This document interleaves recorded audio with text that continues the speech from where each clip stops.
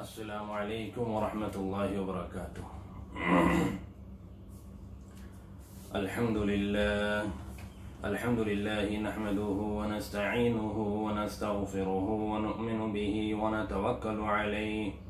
ونعوذ باللہ من شرور انفسنا ومن سیئات اعمالنا، من يهده الله فلا مضل له ومن يضلله فلا هادي له،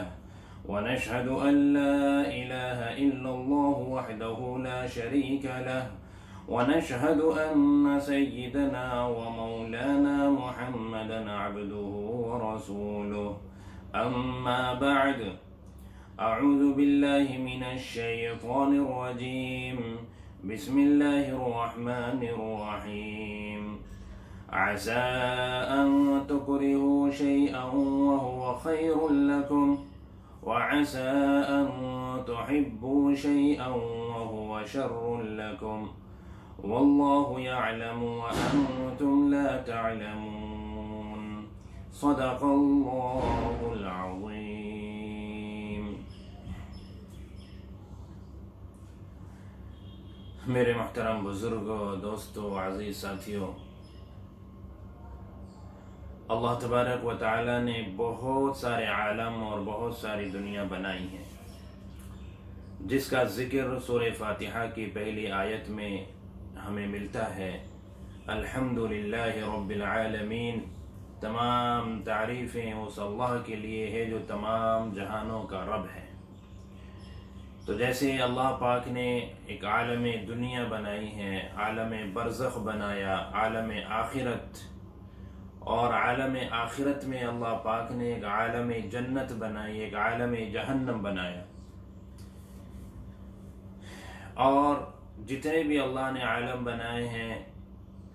ہر ایک کی خوبیاں اور صفات علیحدہ علیحدہ ہیں۔ ان میں بالخصوص ہم اس دنیا پر نظر ڈالیں، جنت پر نظر ڈالیں، جہنم پر نظر ڈالیں۔ جہنم ایسی جگہ ہے کہ جہاں شر ہی شر ہے، جہاں تکلیفیں ہی تکلیفیں ہیں، راحت نہیں ہے۔ اور جنت ایسی جگہ ہے کہ جہاں آرام ہی آرام ہے، راحت ہی راحت ہے، وہاں کوئی تکلیف نہیں ہے۔ لیکن میرے محترم بزرگ اور دوستو، دنیا اللہ رب العزت نے ایسی جگہ بنائی ہے، یہ ایسا عالم ہے کہ جہاں اللہ تبارک و تعالی نے راحت بھی رکھی ہے اور تکلیف بھی رکھی ہے، جہاں رنج و غم بھی ہیں اور جہاں خوشیاں بھی ہیں، جہاں بیماری بھی ہے اور صحت بھی ہے، جہاں جوانی بھی ہے اور بڑھاپا بھی ہے، جہاں زندگی بھی ہے اور موت بھی ہے۔ یہاں اللہ تبارک و تعالی نے ہر طرح کے حالات رکھے ہیں، اور انسان ان تمام حالات سے گزرتا ہوا اس دنیا سے آخرت کی طرف منتقل ہوتا ہے۔ دنیا میں کوئی شخص ایسا آپ کو نہیں ملے گا کہ جس کو کوئی تکلیف نہ پہنچی ہو، کوئی شخص ایسا نہیں ملے گا کہ جس کے اوپر کبھی غم کے بادل نہ آئے ہوں۔ ایک شخص کی ملاقات حضرت خضر علیہ السلام سے ہوئی۔ اس نے حضرت خضر علیہ السلام سے درخواست کی کہ آپ اللہ کے نبی ہیں، پیغمبر ہوئے ہیں، آپ دعا فرما دیں میرے لیے کہ اللہ تبارک و تعالی مجھے ایسا کر دے کہ کوئی غم میرے اوپر کبھی نہ آئے، کسی طرح کی تکلیف اور پریشانی سے مجھے نہ گزرنا پڑے۔ ایسی عجیب و غریب دعا اس شخص نے کرانی چاہیے۔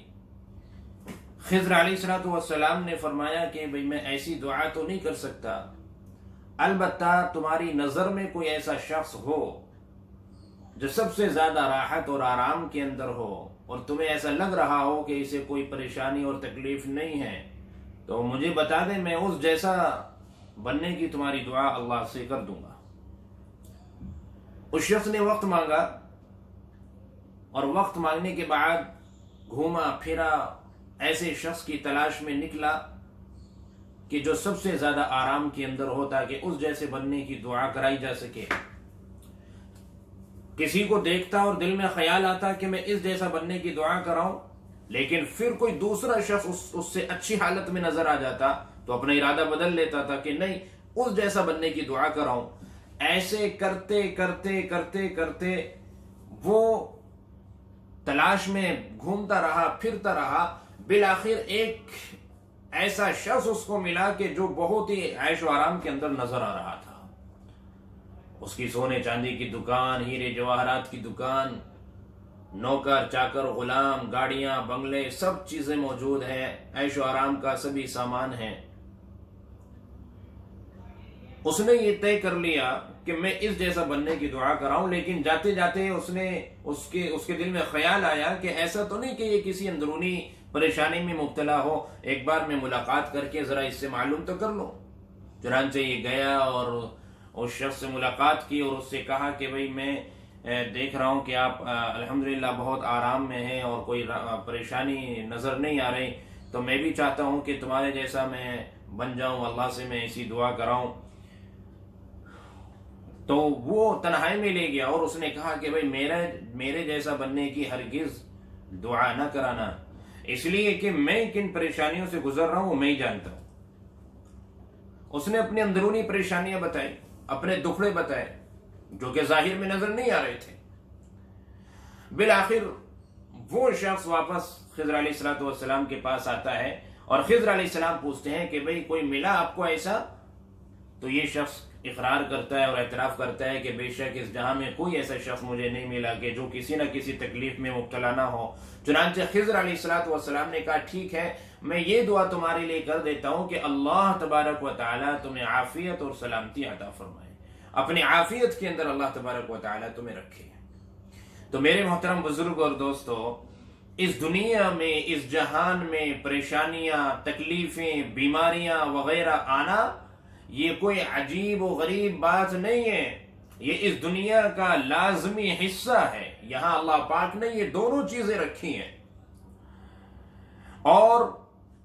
جو اللہ تبارک و تعالیٰ کے نزدیک جتنا زیادہ ہوتا جاتا ہے اتنا ہی پریشانیوں میں اور زیادہ مبتلا ہوتا رہتا ہے. ان پریشانیوں کے وقت میں پریشانیاں کسی کے پاس کسی کے اوپر زیادہ آتی ہیں، کسی کے اوپر کم آتی ہیں، کہیں تکلیف زیادہ ہے، کہیں تکلیف کم ہے. اب آپ دیکھ لیجئے اس وقت جو ایک کورونا وائرس کا ماحول ہے پوری دنیا کے اندر، یہ عالمی وبا، کسی ملک میں زیادہ ہے، کسی ملک میں کم ہے، کہیں موتیں زیادہ ہو رہی ہیں، کہیں موتیں کم ہو رہی ہیں. تو غرض یہ کہ تکلیفیں جب آتی ہیں، بیماریاں جب آتی ہیں اللہ تبارک و تعالیٰ کی طرف سے تو وہ آتی ہیں اور یہ اس دنیا کا حصہ ہے.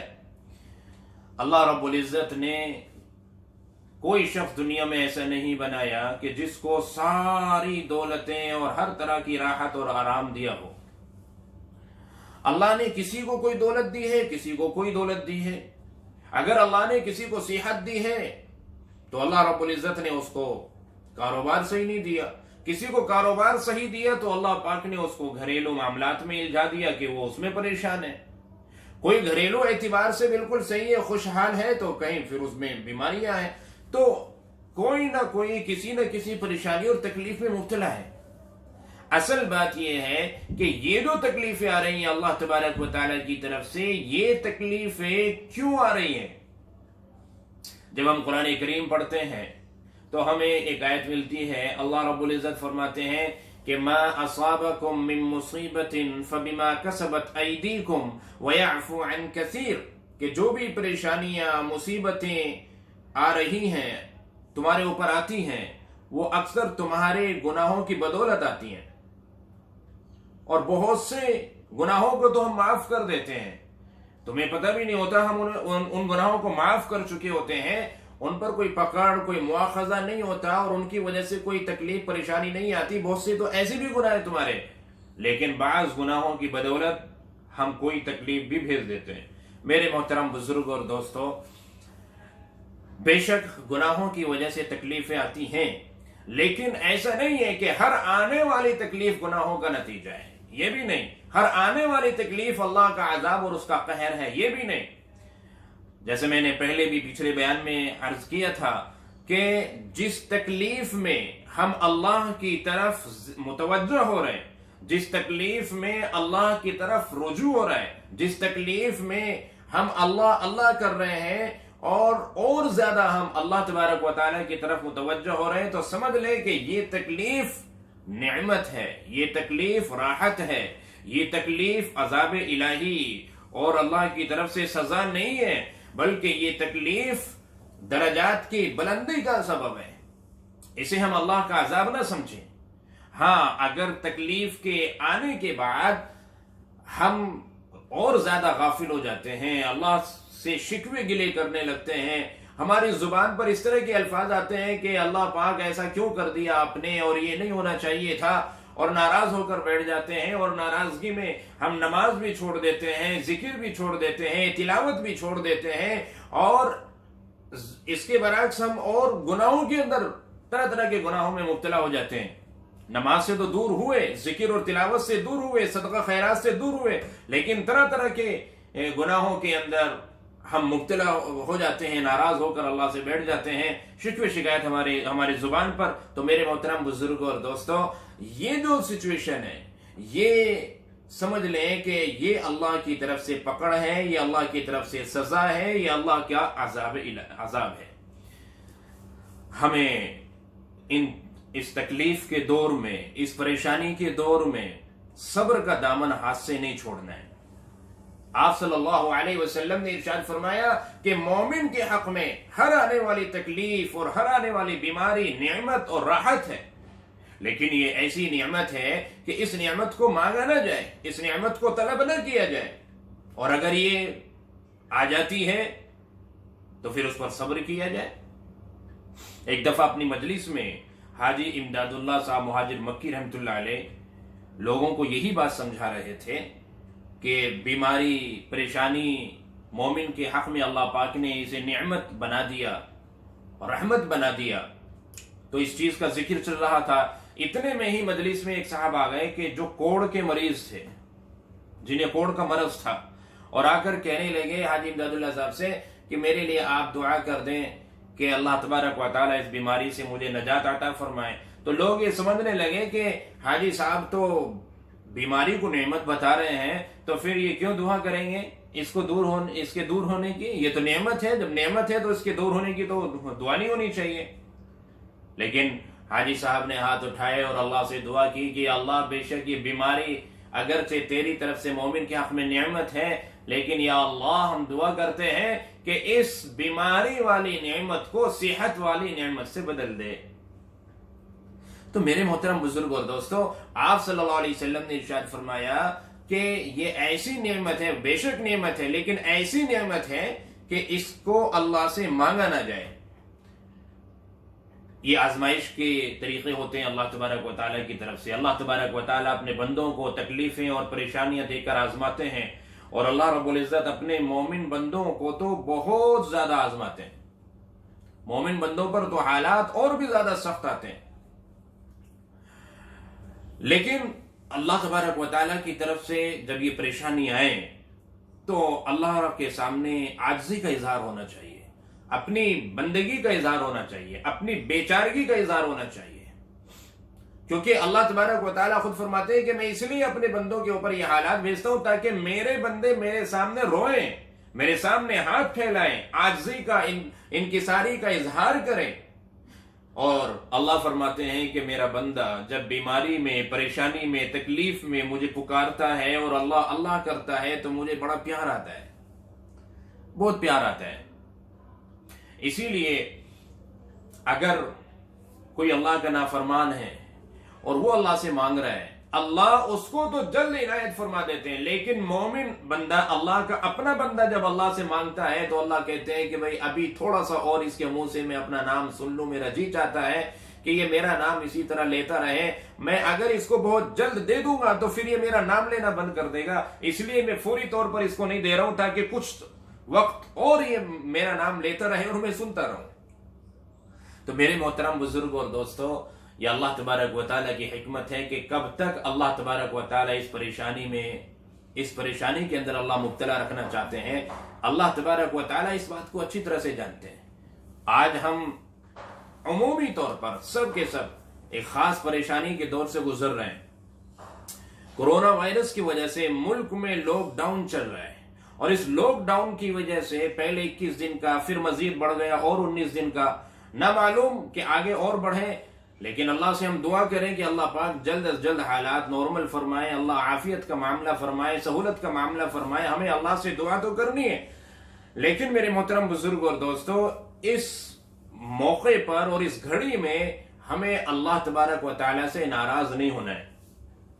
بلکہ ہمیں صبر و تحمل کے ساتھ اپنے گھروں میں نماز کا اہتمام، ذکر کا اہتمام، تلاوت کا اہتمام، اللہ کے سامنے رونے کا اہتمام، ہمیں ان تمام چیزوں کا اہتمام کرنے کی ضرورت ہے۔ یہ بیماری، یہ پریشانیاں، اس میں بہت سارے لوگ اپنے، چونکہ عام طور سے لاک ڈاؤن ہے تو سب لوگ اپنے گھروں کے اندر ہیں۔ کتنے غریب مزدور ایسے ہوں گے کہ جو روزانہ مزدوری کر کے اپنے گھر کا خرچ چلاتے ہوں گے، لیکن اس لاک ڈاؤن کی وجہ سے وہ کام نہیں کر پا رہے ہیں، اور گھر کے اندر ہو سکتا ہے ان کے فاقے کے حالات ہوں۔ تو میرے محترم بزرگ اور دوستو، یہ عارضی وقتی طور کی کچھ پریشانیاں ہیں۔ ایسے میں ہمارے وہ بھائی جن کو اللہ پاک نے سرمایہ دیا ہے، جن کو اللہ نے دولت سے نوازا ہے، اللہ تبارک و تعالیٰ نے جنہیں دنیاوی اعتبار سے ایک باحیثیت شخص بنایا ہے، اب انہیں چاہیے کہ وہ اپنے ان غریب بھائیوں کا دھیان رکھیں اور ان کا خیال کریں، اور ان کے گھروں تک راحت کی چیزیں اور راشن وغیرہ پہنچانے کی وہ کوشش کریں۔ رمضان المبارک کا مہینہ قریب آنے والا ہے، اس میں الحمدللہ ہم زکوٰۃ نکالتے ہیں، اور زکوٰۃ کا ایک جذبہ اللہ پاک نے مومن کو دیا ہے، تو جو زکوٰۃ رمضان کے مہینے میں نکالنی ہے، ہم اس زکوٰۃ کی رقم اپنے مومن بھائیوں پر ابھی استعمال کر لیں، چونکہ اب ضرورت ہے۔ ہم رمضان کا انتظار نہ کریں، بلکہ ہم یہ سوچیں کہ میرا یہ مومن بھائی پتہ نہیں اس کے یہاں سحری اور افطار کا بھی انتظام ہے یا نہیں ہے، رمضان کس طرح سے اس کا گزرے گا، تو اس سے پہلے ہی میں کیوں نہ اپنی زکوٰۃ کی رقم کو استعمال کروں۔ اللہ تبارک و تعالی ہو سکتا ہے نہیں، یقینی بات ہے کہ جو اجر ہمیں رمضان میں ملتا خرچ کرنے پر، وہی اجر انشاءاللہ اللہ تبارک و تعالی اب خرچ کریں گے تو اللہ عطا فرمائیں گے۔ وقت سے پہلے زکوٰۃ نکالنے میں کوئی حرج کی بات نہیں، اور میں اپنے ان مومن بھائیوں سے کہوں گا کہ جو ان حالات سے گزر رہے ہیں، پریشانی میں ہیں، گھر کے اندر فاقوں کی نوبت آئی ہوئی ہے، ہم سوچیں اور غور کریں کہ اللہ کے نبی صلی اللہ علیہ وسلم اور آپ کے خاندان پر اور آپ کے گھرانے پر کیا گزر رہی ہوگی اس وقت جب آپ کا اور آپ کے خاندان کا مکے والوں نے سوشل بائیکاٹ کیا تھا، جب مکے کے قریب ایک گھاٹی پہاڑ ہے شعب ابی طالب کے نام سے، وہاں پناہ لینی پڑی تھی آپ کو اپنے خاندان کے ساتھ۔ تقریباً 3 سال کا عرصہ اس حالت میں گزرا کہ درختوں کے پتے، درختوں کی جڑیں چبانی پڑی، چمڑوں سے اور دوسری چیزوں سے اپنے خالی پیٹ کو باندھنا پڑا تاکہ بھوک کی تکلیف کا احساس کم سے کم ہو۔ 3 سال سوشل بائیکاٹ رہا، اور سب لوگوں نے تعلقات ختم کر دیے، لینا دینا، کاروبار، ملنا جلنا سب بند۔ تو میرے محترم بزرگ اور دوستو، یہ تو چند روز کی بات ہے، انشاءاللہ یہ پریشانی کا وقت گزر جائے گا۔ اللہ تبارک و تعالی ہمیں آزمانا چاہتے ہیں کہ میرا بندہ ان حالات میں کتنا میری طرف متوجہ ہوتا ہے۔ ہمیں تو زیادہ سے زیادہ اپنے رب کی طرف متوجہ ہونے کی ضرورت ہے۔ ہو سکتا ہے پتہ نہیں اس کے اندر اللہ نے کیا خیر رکھی ہے ہمارے لیے، نہ معلوم اللہ پاک نے اس کے اندر ہمارے لیے کیا بہترائی رکھی ہے۔ بہت ساری باتیں ایسی ہیں کہ جس کو ہم برا سمجھتے ہیں، جسے ہم اچھا نہیں سمجھتے، لیکن اسی میں اللہ نے ہمارے لیے خیر رکھی ہوتی ہے۔ آج گھروں کے اندر یہ قید ہونا، آج اس لاک ڈاؤن کا ہونا، شاید کہ ہمارے اوپر بہت گراں گزر رہا ہوگا، لیکن نہ معلوم اس کے اندر اللہ نے کتنے خیر ہمارے لیے رکھی ہے۔ اگر یہ لاک ڈاؤن نہ ہوتا اور اسی طرح آمد و رفت ہوتی، کاروبار کا سلسلہ جاری رہتا، ہو سکتا ہے کہ یہاں بھی وہ حالات ہو جاتے کہ جو چین میں ہوئے، چائنا میں، وہ حالات ہو جاتے جو امریکہ میں ہوئے، وہ حالات ہو جاتے جو اٹلی میں ہوئے اور دوسرے ملکوں میں ہوئے۔ لیکن میرے محترم بزرگ اور دوستو، اللہ کا فضل ہے کہ اس طرح کے حالات سے آج ہم بچے ہوئے ہیں۔ قرآن کریم کے اندر اللہ فرماتے ہیں عَسَىٰ أَن تَكْرَهُوا شَيْئًا وَهُوَ خَيْرٌ لَكُمْ وَعَسَىٰ أَن تُحِبُّوا شَيْئًا وَهُوَ شَرٌّ لَكُمْ وَاللَّهُ يَعْلَمُ وَأَنْتُمْ لَا تَعْلَمُونَ۔ ممکن ہے کہ بہت ساری چیزوں کو آپ ناپسند کریں لیکن وہ آپ کے لیے بہتر ہو، اس میں خیر رکھی ہو اللہ نے، اور یہ بھی ممکن ہے کہ بہت ساری چیزوں کو آپ پسند کریں لیکن اس کے اندر آپ کے لیے خیر نہ ہو، اس کے اندر آپ کے لیے شر ہو، نقصان والی بات ہو۔ واللہ یعلم وانتم لا تعلمون، اللہ جانتے ہیں، آپ نہیں جانتے۔ بے شک صحیح علم اللہ تبارک و تعالیٰ کو ہے۔ ہاں یہ بات ہے کہ انسان جلد باز ہوتا ہے، انسان یہ چاہتا ہے کہ یہ کام جتنا جلدی ہو سکے نمٹ جائے، انسان چاہتا ہے کہ جتنا جلدی ہو سکے چھٹکارا مل جائے۔ دیکھیے، اللہ سے دعا کرتے رہنا ایک الگ چیز ہے، باقی اپنے حالات اللہ کے حوالے ہمیں کر دینا چاہیے۔ رب جب چاہے گا انشاءاللہ راحت ضرور ملے گی۔ اللہ تو فرماتے ہیں کہ وَيَدْعُ الْإِنسَانُ بِالشَّرِّ دُعَاءَهُ بِالْخَيْرِ وَكَانَ الْإِنسَانُ عَجُولًا، کہ انسان بعض دفعہ شر اور نقصان کو اتنی چاہت سے مانگتا ہے جیسے کسی خیر اور کسی نفع کی چیز کو مانگنا چاہیے۔ چونکہ انسان بھولا بالا ہے، نادان ہے، اس کو پتہ نہیں ہے، نہ سمجھ ہے، کم علم والا انسان، اس کو کچھ سمجھ نہیں ہے اس بات کی کہ مجھے کیا مانگنا چاہیے۔ کئی بعض دفعہ جو خیر کی چیز مانگنی چاہیے اسے وہ خیر سمجھ کے مانگتا ہے لیکن وہ خیر نہیں ہوتی ہے،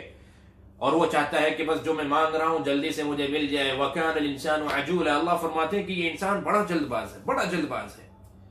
میرے محترم بزرگ اور دوستو، ہمیں اس جلد بازی سے کام نہیں لینا ہے، ہمیں اللہ کے حوالے اپنے حالات کو سپرد کر دینا ہے، اور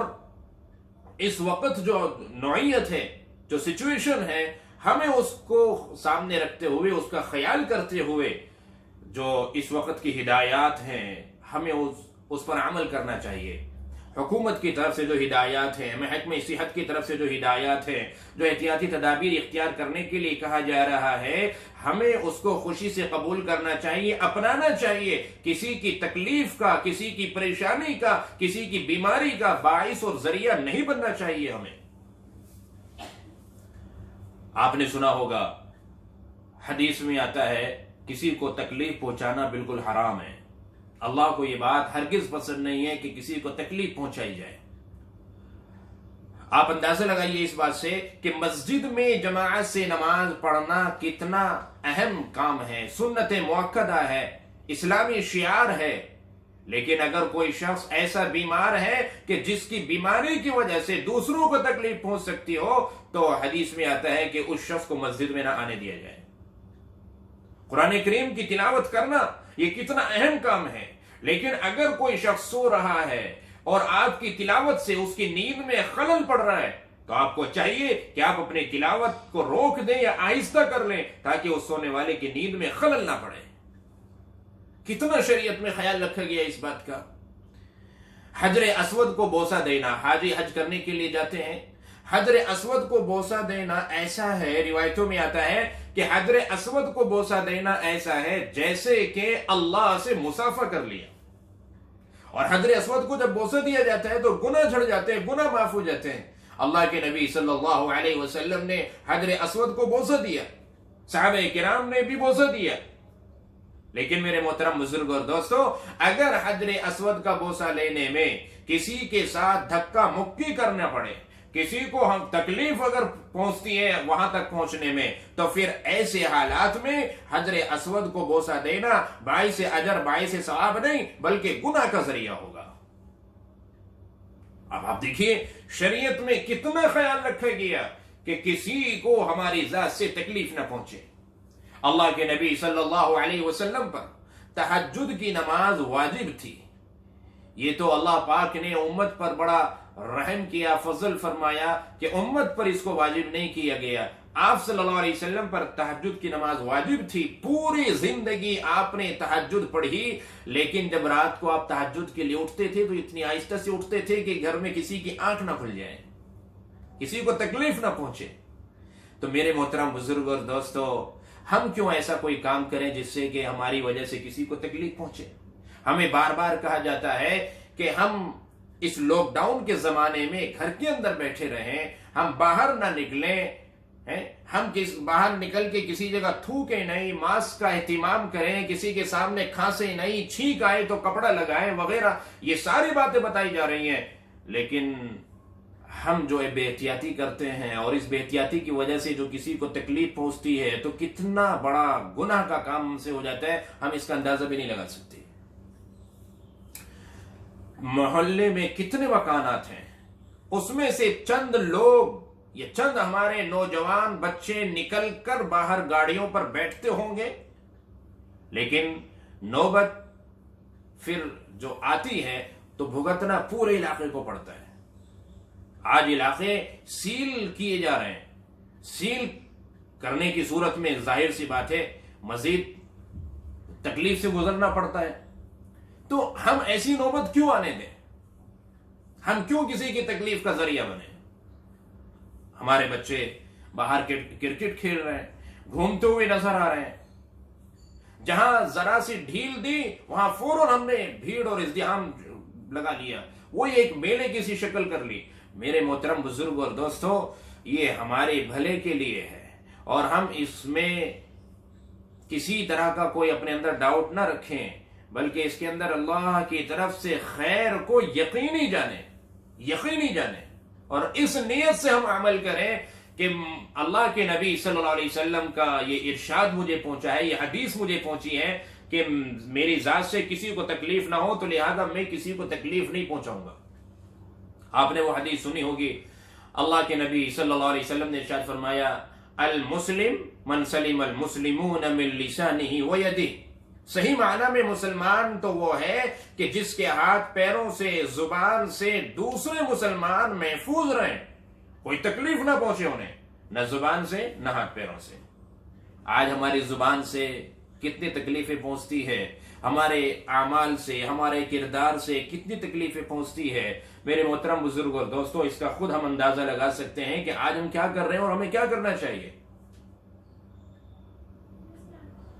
اس حدیث میں جو یہ کہا گیا کہ کسی دوسرے مسلمان کو تکلیف نہ پہنچے، اس کا مطلب یہ نہیں ہے کہ غیر مسلم کو پہنچے، غیر مسلم کو بھی تکلیف پہنچانا جائز نہیں۔ یہاں مسلمان کا ذکر اس لیے کیا گیا ہے کیونکہ ایک شخص، ایک مسلمان کا دوسرے مسلمان سے زیادہ واسطہ پڑتا ہے، تو جس سے زیادہ واسطہ پڑتا ہے اس کو زیادہ تکلیفیں پہنچنے کا اندیشہ ہوتا ہے، جس سے واسطہ کم پڑ رہا ہے اس سے تو کم تکلیف پہنچنے کا اندیشہ ہوتا ہے۔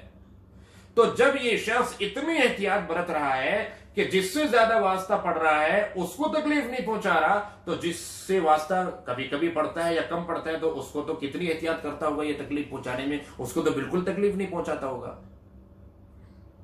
تو میرے محترم بزرگ اور دوستو، ہم اس پریشانی کے عالم میں، اس بیماری اور وبا کے پھیلنے کے وقت صبر و تحمل سے کام لیں، کوئی شکوہ شکایت ہماری زبان پر نہ آئے، اللہ تبارک و تعالیٰ سے عافیت مانگتے رہیں۔ اللہ رب العزت نے اس آزمائش میں ہمیں مبتلا کیا ہے، اللہ رب العزت کے سامنے اپنی عاجزی اور کمزوری کا اظہار کریں کہ اللہ، میں اس قابل تو نہیں ہوں کہ میرا آپ امتحان لیں، میری آزمائش لیں، میں تو بڑا کمزور بندہ ہوں، یا اللہ مجھے یہ تکلیف پہنچی ہے، آپ اس تکلیف کو دور کر دیجئے اور عافیت کا معاملہ فرما دیجئے۔ اللہ سے ہم یہ دعا کریں، یہ نہیں کہ یہ بیماری نعمت ہے اللہ کی طرف سے اور میں تو اللہ کا اتنا دیوانہ ہوں کہ اللہ مجھے جس چاہے پریشانی میں یا جس آزمائش میں مبتلا کر دے تو میں تو بالکل مضبوطی کے ساتھ جمع رہوں گا اور میرے اندر کوئی تبدیلی نہیں آ سکتی۔ اگر کوئی ایسی سوچ ہم اپنے اندر لاتے ہیں تو پھر گویا کہ ہم اللہ تبارک و تعالیٰ کو چیلنج کر رہے ہیں۔ ایک بزرگ تھے، انہوں نے، ان کی زبان سے کچھ اسی طرح کے الفاظ نکل گئے کہ یا اللہ، مجھے تو آپ کی ذات کے علاوہ کسی چیز میں مزہ نہیں آتا، آپ جس آزمائش میں بھی مجھے مبتلا کر دیں تو میں تو بس آپ ہی کا نام لیتا رہوں گا۔ میرے محترم بزرگ اور دوستو، اللہ نے اسی پر پکڑ کر لی، اور یوں فرماتے ہیں علماء کہ ان کو پیشاب کا بند لگ گیا۔ کیا بھائی؟ پیشاب کا بند۔ اب وہ پریشان ہو گئے، پیٹ بھرا ہوا ہے، مسانہ بھرا ہوا ہے پیشاب سے، پیشاب کی تھیلی کو مسانہ بولتے ہیں، لیکن پیشاب خارج نہیں ہو رہا ہے۔ تب ان کو احساس ہوا کہ یہ اتنی بڑی اللہ کی نعمت تھی، میں آسانی سے پیشاب کر رہا تھا اور مجھے ایسا نہیں کہنا چاہیے تھا۔ وہ شرمندہ ہوئے، بڑی انہوں نے دعائیں کرائی، خود بھی دعا کی، تو اللہ رب العزت نے پھر رحم فرمایا اور پھر وہ صحیح ہوئے۔ تو بھائی ہمیں مانگنا نہیں ہے کچھ، اور ہمیں یہ بھی نہیں ہے کہ اس پریشانی میں بس ہمیں ذرا سا بھی تکلیف کا اظہار نہیں کرنا ہے۔ بھئی تکلیف کا اظہار تو کرنا ہے، تکلیف کا اظہار کرنا ایک الگ چیز ہے۔ بے شک ہمیں اللہ کی طرف رجوع کرنا ہے، ہم زیادہ سے زیادہ نماز، تلاوت، ذکر پڑھنی ہے، لیکن اپنے اللہ کے سامنے تکلیف کا اظہار کرنا ہے، شکوہ نہیں کرنا ہے کہ اللہ آپ نے ایسا کیوں کر دیا اور ایسا نہیں ہونا چاہیے تھا، نہیں، بلکہ اللہ رب العزت سے عاجزی کے ساتھ اور اپنی بہت کمزوری کو رکھتے ہوئے اللہ سے دعائیں کریں۔ ایک بزرگ بیمار تھے تو ان کی عیادت کے لیے کوئی صاحب گئے، تو انہوں نے دیکھا کہ وہ بزرگ بیماری کی حالت میں تسبیح پڑھ رہے ہیں، الحمدللہ الحمدللہ الحمدللہ الحمدللہ۔ تو یہ جو عیادت کرنے بزرگ گئے تھے، جو عالم صاحب گئے تھے، انہوں نے کہا کہ آپ بیماری میں ہیں، الحمدللہ کی تسبیح پڑھ رہے ہیں، اچھی بات ہے، آپ اللہ کی تعریف بیان کر رہے ہیں، لیکن اس الحمدللہ کے ساتھ ساتھ کچھ وہ بھی تو کرو نا، کچھ تکلیف کا اظہار بھی تو کرو۔ بھئی جب تک تم رو گے نہیں تو شفا نہیں ملے گی۔ بے شک تم بیماری میں کہہ رہے ہو اللہ سے کہ الحمدللہ الحمدللہ اللہ تیرا شکر ہے، لیکن اس کے ساتھ ساتھ اللہ کے سامنے رو اور اللہ سے کہو کہ اللہ اس بیماری کو دور فرما دے، اس لیے کہ اللہ کہتے ہیں کہ میں بیماری دیتا اسی لیے ہوں تاکہ میرا بندہ میرے سامنے روئے۔ اللہ بیماری دیتے اسی لیے، اللہ پریشانی دیتے اسی لیے، اللہ تکلیفیں دیتے اسی لیے تاکہ اللہ کے سامنے رویا جائے۔ تو بھائی تکلیف کا اظہار کرنے میں کوئی مذائقہ نہیں ہے، تکلیف کا اظہار کرنا ہے، شکوہ نہیں کرنا ہے۔ آپ کو یاد ہوگا اللہ کے نبی صلی اللہ علیہ وسلم جب مرض الوفات میں تھے، آخری بالکل وقت تھا اور آپ تکلیف میں، پریشانی میں تھے، آپ بار بار پانی منگواتے تھے، اس میں ہاتھ ڈال کر اپنے چہرے پر پھیرتے تھے۔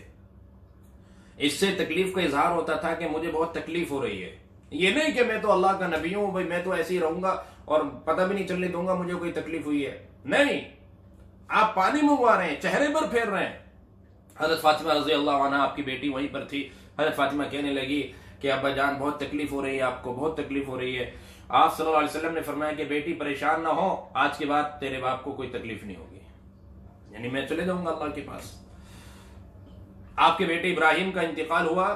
تو آنسوؤں سے آپ رو رہے تھے، لیکن آواز نہیں تھی آپ کے رونے میں۔